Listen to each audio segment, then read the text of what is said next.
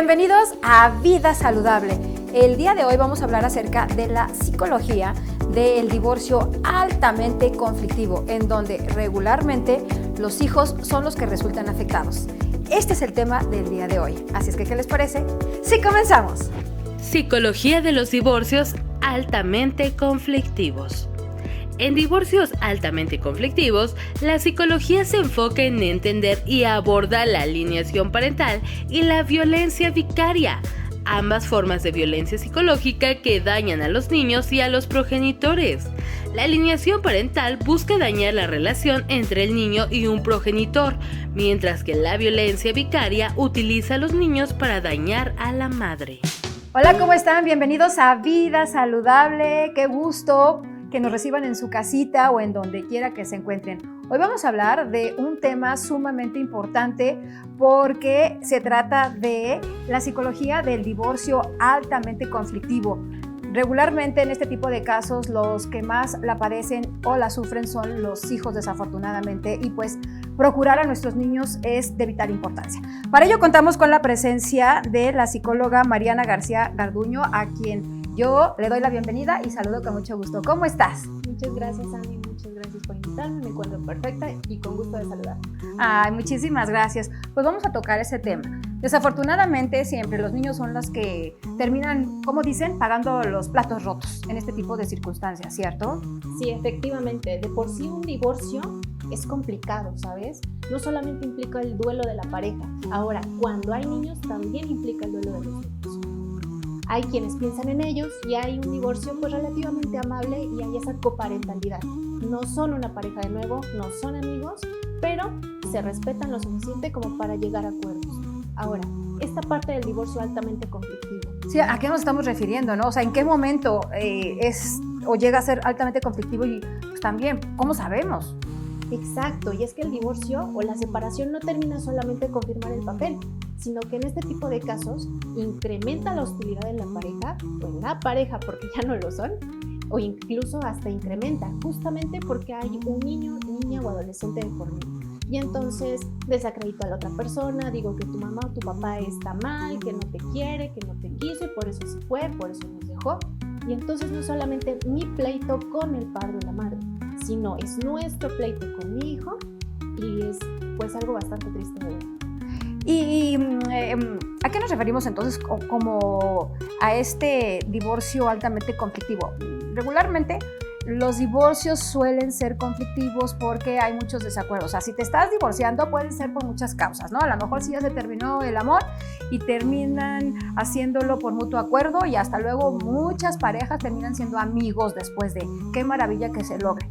Pero en la mayoría de los casos, pues, si están los hijos de por medio, pues hay muchos conflictos, ¿no? Pero de verdad, ¿yo cómo puedo saber si estoy en un divorcio conflictivo? A lo mejor es normal, porque cuando estamos divorciando y hay rencillas, hay sentimientos ahí involucrados, recorcitos, pero ya para que me digan, tu divorcio es altamente conflictivo, ¿cómo saberlo? Por supuesto. No sé si has escuchado de este tipo de casos que se dan mucho en los juzgados, en los que no solamente llevan un año, llevan 2 años, llevan 3, llevan 7 años. ¿Por qué? Porque el otro, o hay una guerra entre nosotros y entonces por cualquier cosa te meto un escrito diciendo es que algo le pasó al niño mientras estaba con él porque no lo alimentó bien, o sea, sabes, dieta y entonces esto es maltrato, ¿no? Y entonces se siguen peleando la custodia y se siguen peleando por cualquier cosa, ¿no? Y no termina la separación e incluso hasta incrementa porque ya le acusé de violación, ya le acusé de abuso.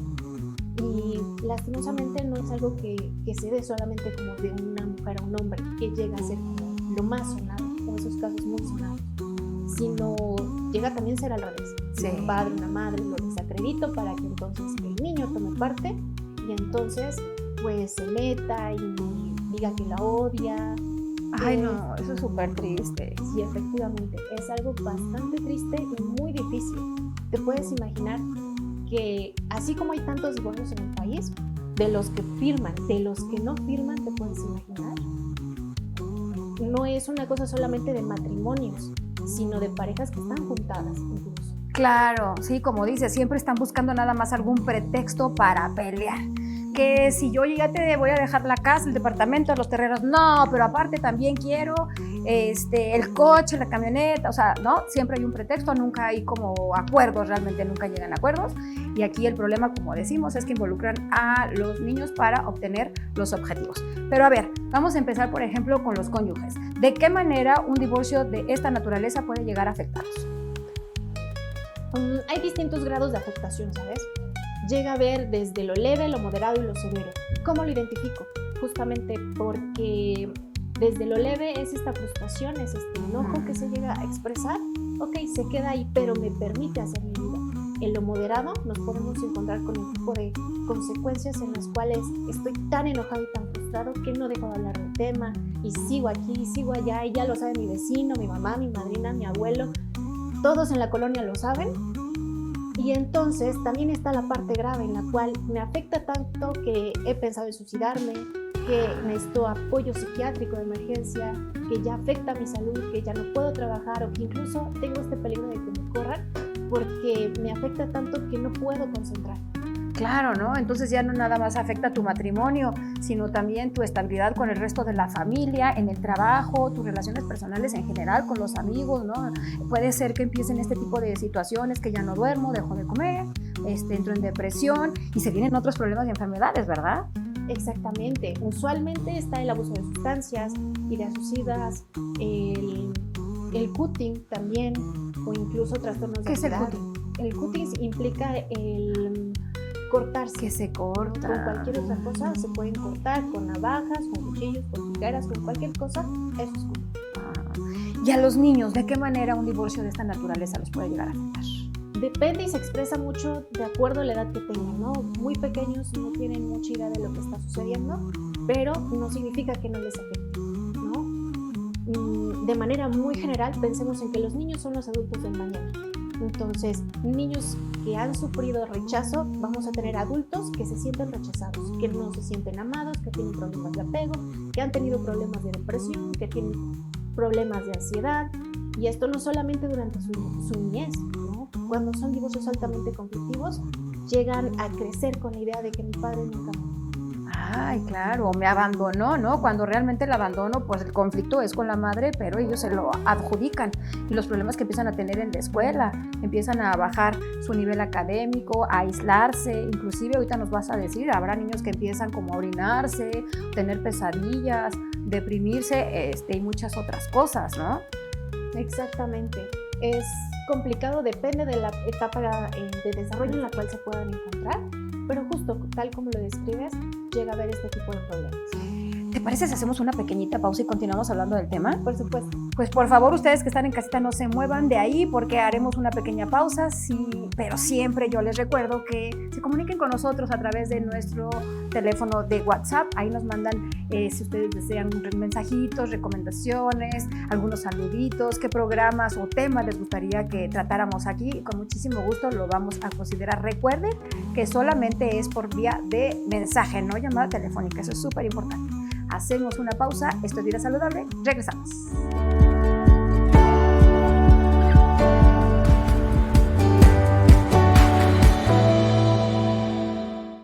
Continuamos en Vida Saludable hablando acerca de la psicología del divorcio altamente conflictivo. Y pues comentábamos, doctora, que antes, ahora sí que cuando suceden este tipo de situaciones de divorcios, desafortunadamente los que más sufren son los niños. Y les llega a repercutir en pues, su estado de ánimo, en sus relaciones también personales, en la escuela, en su rendimiento académico. Me imagino que también han de iniciar como con depresión, estrés, ansiedad. Habrá algunos niños que inclusive hasta se llegan a orinar en la cama, ¿no? Otra vez. Exacto, algunos, los más pequeños, regresan como a esas etapas, hay un retroceso, regresan a esas etapas seguras, y una etapa segura es regresar siendo yo muy pequeño cuando pues me orinaba en la cama, cuando no podía tener este control de esfínter porque mi mamá me cuidaba, obviamente me atendía en ese momento.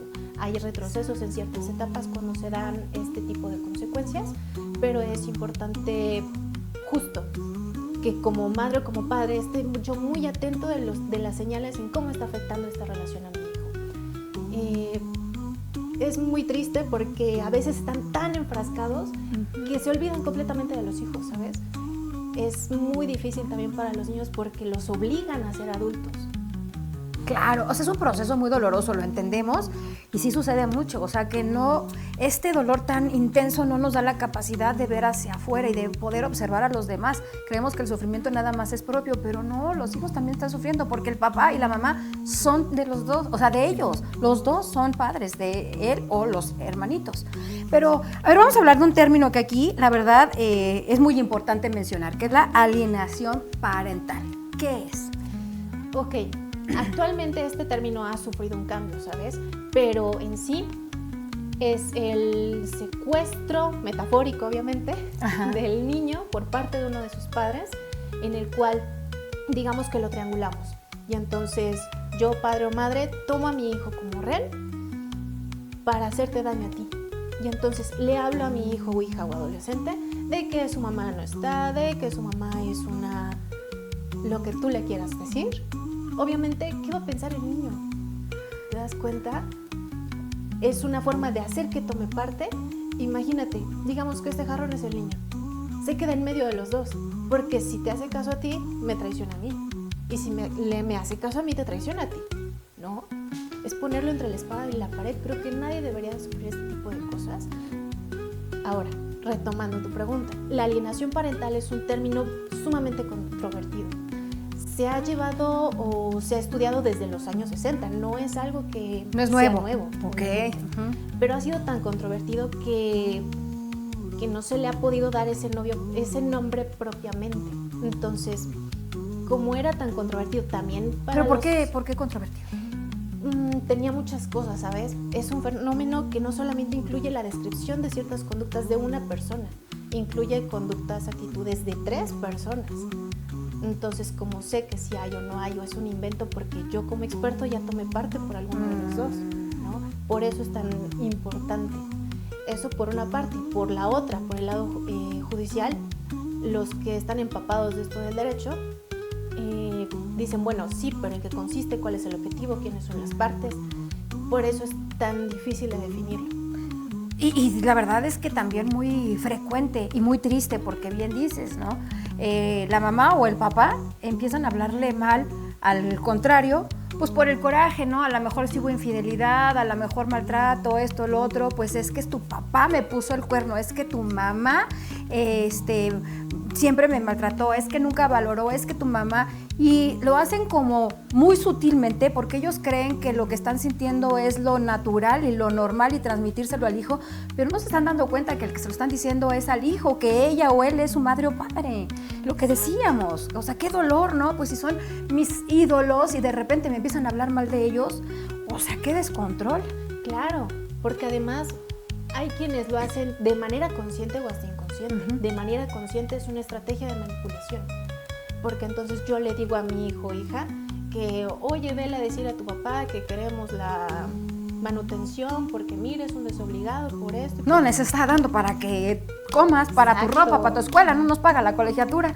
Justamente. No, y entonces yo como hija o hijo voy a pensar, no, sí, mi mamá me dice que mi papá es un desobligado y entonces siempre es un desobligado y así va a ser porque no nos da para la manutención y se queda solamente con esa idea. Por eso, porque es un término difícil, es que se le cambió cierto nombre y se adaptó para estas necesidades actuales, se le llama violencia vicaria. Ajá, pero aquí hay alguna diferencia, ¿no? ¿Qué sería la violencia vicaria? A ver. Es un tipo de violencia, ya se reconoce como un tipo de violencia, por supuesto. Sin embargo, es un daño indirecto, ¿no? Yo no te violento directamente a ti, sino que utilizo a alguien más para triangular y entonces dañarte de una manera indirecta. O sea, pero, a ver, aquí quiero entender que la violencia vicaria puede también involucrar, como dice el nombre, violencia. O sea, yo maltrato a mi hijo, a mi hija, para que a ella, mi ex, la lastime también, ¿no? Al momento de dañar algo que tanto quiere, pues le va a dañar. Exacto. Pero ya hubo una violencia física, no nada más emocional. No necesariamente tiene que ser física, ¿sabes? La violencia física es punto y aparte, ¿no? Ya se tomaría como un maltrato infantil si yo maltratara a mi hijo para entonces hacer sentir mal a la otra parte, sino que implica que yo maltrate emocionalmente al niño para decirle, fíjate que tu mamá hace esto, hace lo otro, te dejó aquí conmigo, no te quiere y se fue con otra persona, ¿no? Entonces el niño, efectivamente, cuando vuelve a ver a la mamá o si la mamá se quiere acercar, va a suceder esto. No me quisiste, te fuiste con alguien, preferiste a alguien más. Y entonces obviamente por ahí va el daño. Ok, pero estamos hablando entonces de lo mismo, nada más que cambiaron el término. Exactamente, porque violencia vicaria se apega más a una definición mucho más clara, mucho más amplia y mucho más aceptada tanto por la parte psicológica como por la jurídica. Efectivamente, y además entonces en estos divorcios tan conflictivos es muy común esta violencia vicaria. Sí, lastimosamente un divorcio altamente conflictivo es completamente pues un campo fértil para que se dé la violencia vicaria. Claro, pues llegó el momento de hacer otra pequeñita pausa. Pero por favor, ustedes que están en casita, no se muevan de su lugar. Recuerden que hay un número telefónico o un número de WhatsApp para que nos manden mensajitos y nos digan todo lo que les nazca. Si nos quieren mandar saluditos o nos quieren hacer algunas propuestas de temas, con muchísimo gusto los vamos a recibir. Hacemos una pausa, esta es Vida Saludable y estamos hablando acerca de la psicología del divorcio altamente conflictivo. Regresamos.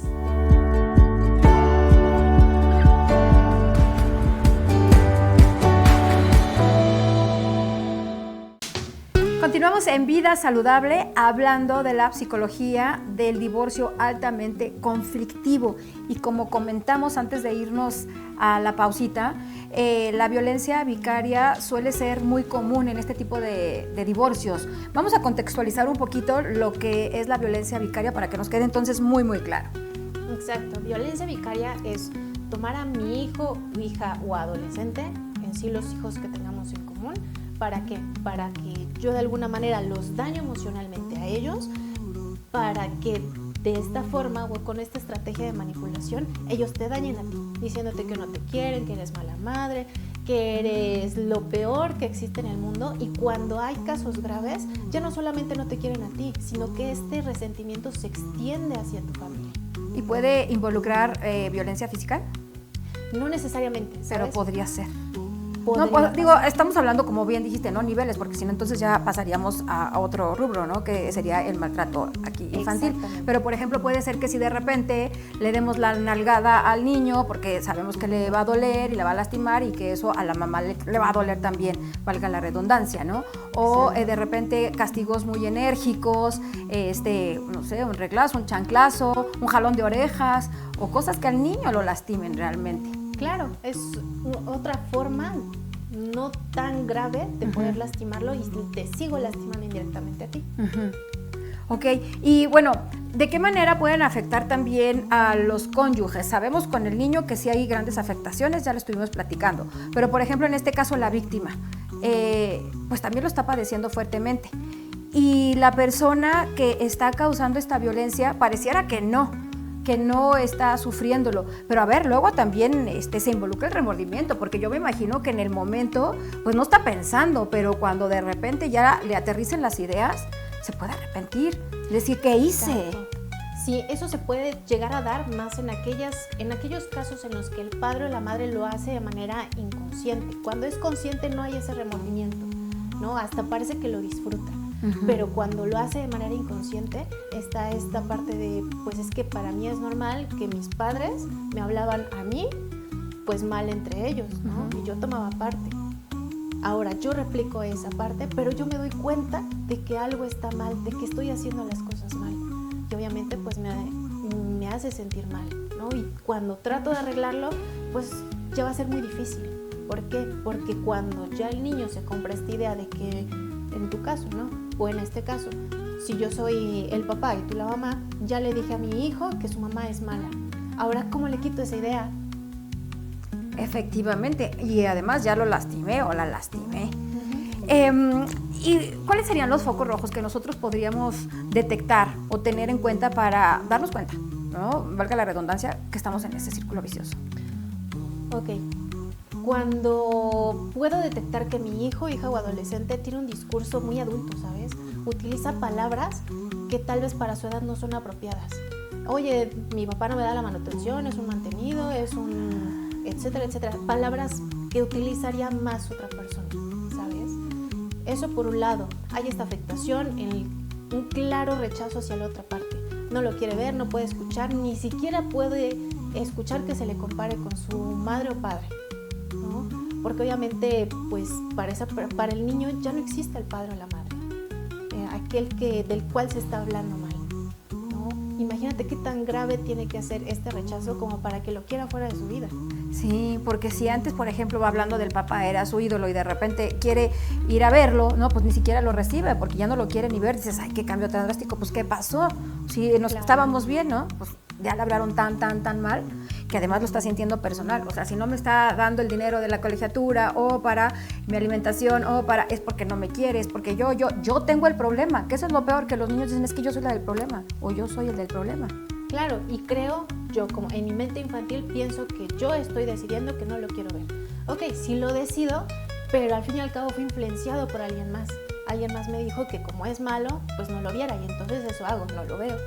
Sí, ahora me queda claro que los problemas de los adultos, de los matrimonios, pues deben de quedarse ahí, ¿no? En ellos. Sí, yo entiendo que si hubo infidelidad, pues hay muchísimo dolor, que si hubo, a lo mejor, como decíamos, violencia, hay dolor.